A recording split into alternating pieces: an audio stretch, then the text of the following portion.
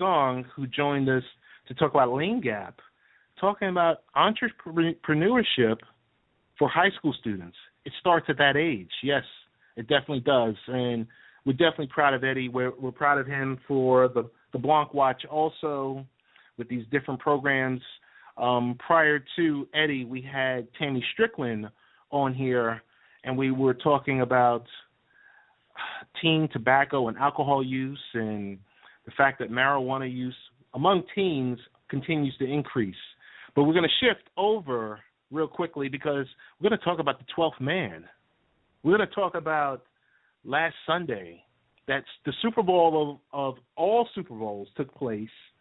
People were excited, two great teams, and it just had a crazy ending. And I know you just wanted a little bit more of the Super Bowl, so I said, let me go out and reach out to a 12th man.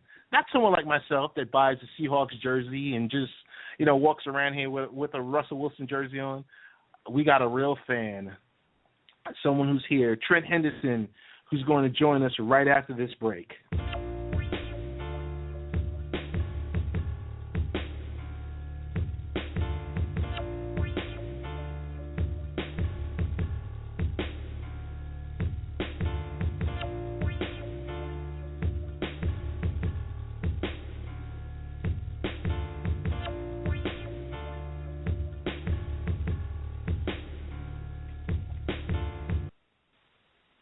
And we're back, L&P Show, Late Night Parent Radio. This is Ted Hicks, joining you with our third and final guest for the show.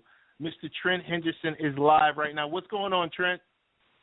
What's going on, Ted? How are you doing? Pretty good, man. Thanks so much for agreeing to come on the show. We really appreciate you, and I personally appreciate your friendship virtually, supporting us with Barbershop Sports over the years. So it's always good to have someone that is in your corner. I got to talk, because people have been talking, the world has been talking about the Seahawks, the 12th man, the experience, the Super Bowl, that last play. Trent, I got to ask you about the experience of being there. Tell us all about it.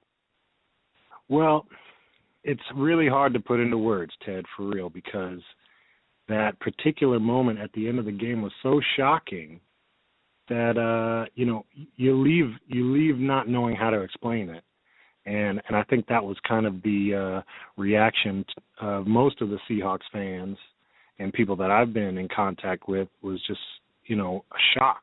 You're stunned of what happened, and that's kind of where I'm at right now. I'll tell you the story. So basically, it was me and my wife and a couple of us got into the RV and drove down there to Phoenix from Seattle. We left Thursday right after work, and we got in about Friday evening. So it's about 26-hour drive. And we got there and we stayed at one of our friends' places. I didn't have tickets to the game. I didn't go to the game, but I got to celebrate in some of the festivities pre-game and downtown. They had a great. There was so much stuff going on downtown in Phoenix. They had all sorts of live concerts and just all types of different activities for the fans and hangout spots and things going on. So much, in fact, that Paul Allen, the owner of the Seahawks, rented out the Diamondback Stadium, Chase Stadium, rented it out for just a huge Seahawk rally, and they were expecting about 5,000 fans. Wow. And I heard that about 25,000 actually showed up.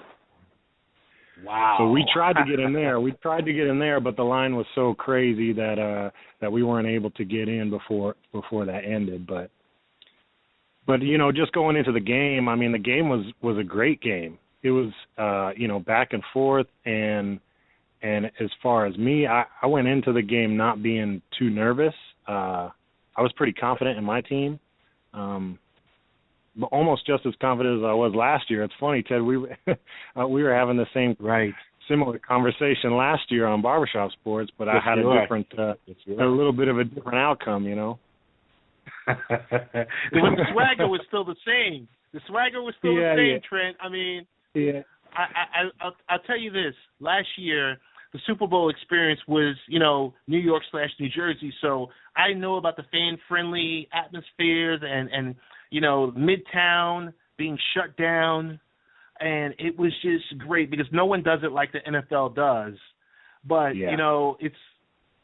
it's kind of, I know it's gut-wrenching because I was here on Long Island with my family, and we were rooting the Seahawks on, and that ending, I was like, what the? And, I almost cursed.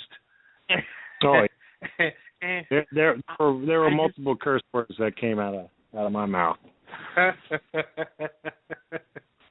So, I mean, are you at the point, because it sounds like you're still in a state of shock.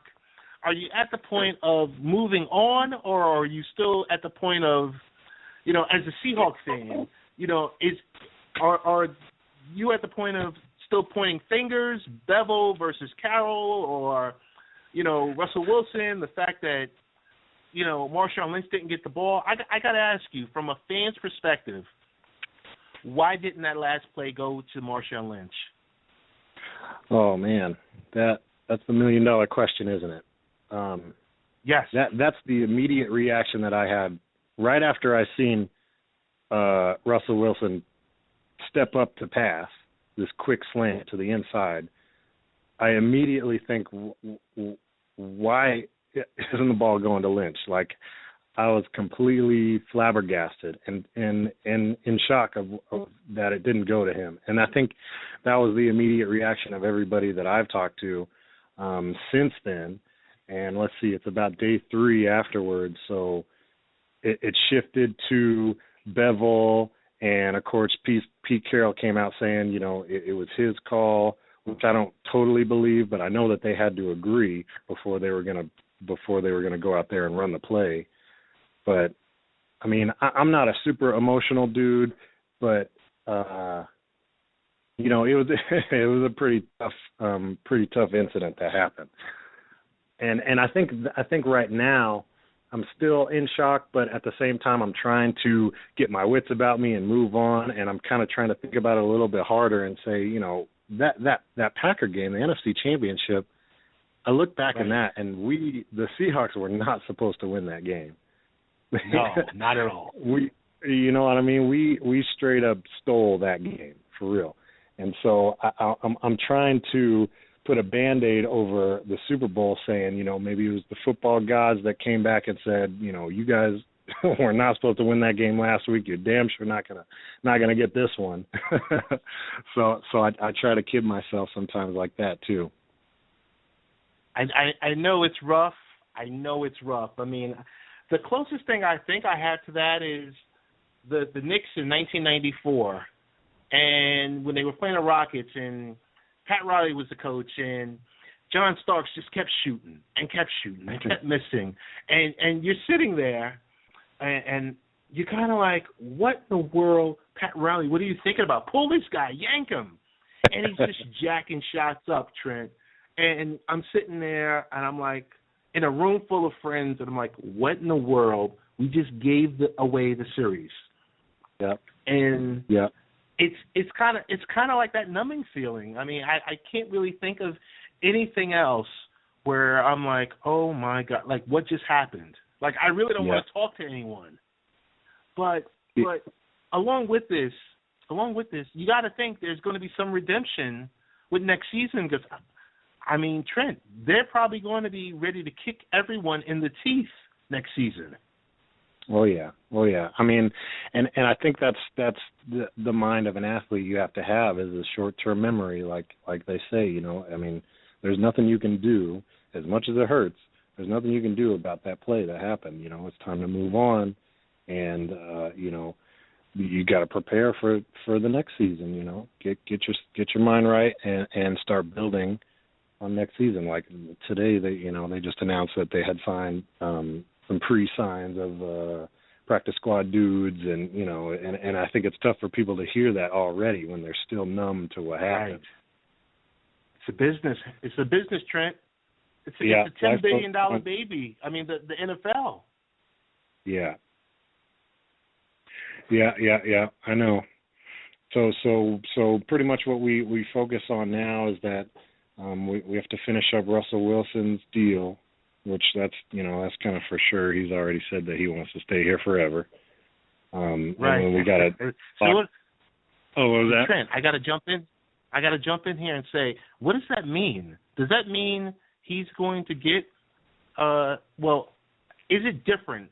If he had won 2 back-to-back Super Bowls versus being in one and losing one, are we looking at the first player that's going to be close to $200 million, signing a $200 million deal? I don't know. I don't know about that, but if you look at the production that he's put together in his first 3 years in football, right. It's wild. You would never expect a kid to go to the Super Bowl twice in his first 3 years. I mean, has that even ever happened before? Never. No. Never. And I know it's tough for people to even if some kind of deal like that did happen, it would be tough for people to understand because he's not the tallest guy.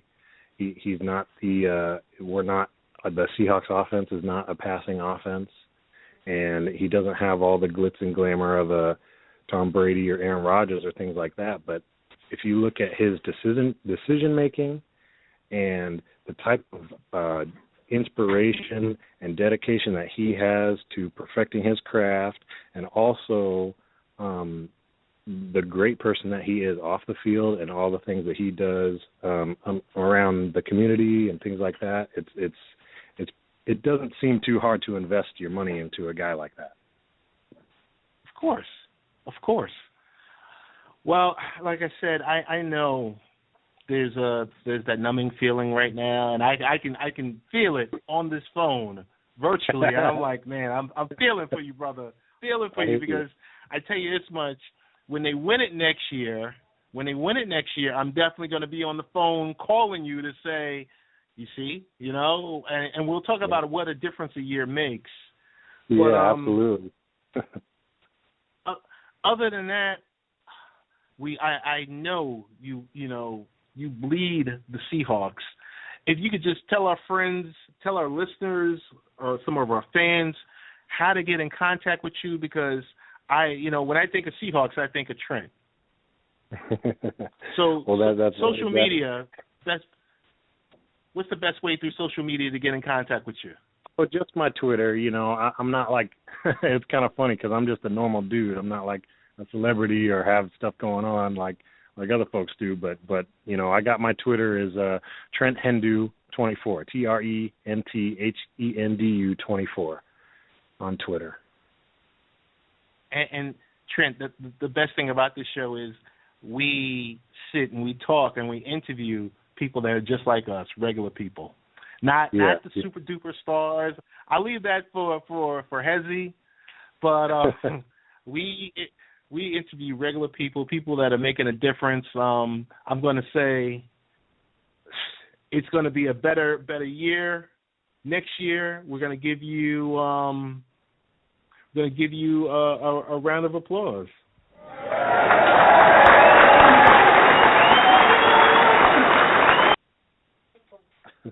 And we want to thank you for joining the show. Thanks so much, Trent. Thank you, Ted. Have a good one. Go Seahawks. All right. So that is the show. We had Tammy Strickland from the Suncoast Rehabilitation Center, Eddy Zhong from LeanGap.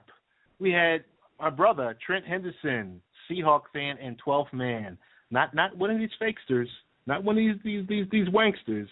Someone who's real. And we're going to close out with He Got Game, Stephen Stills, PE. We love you. Thanks again.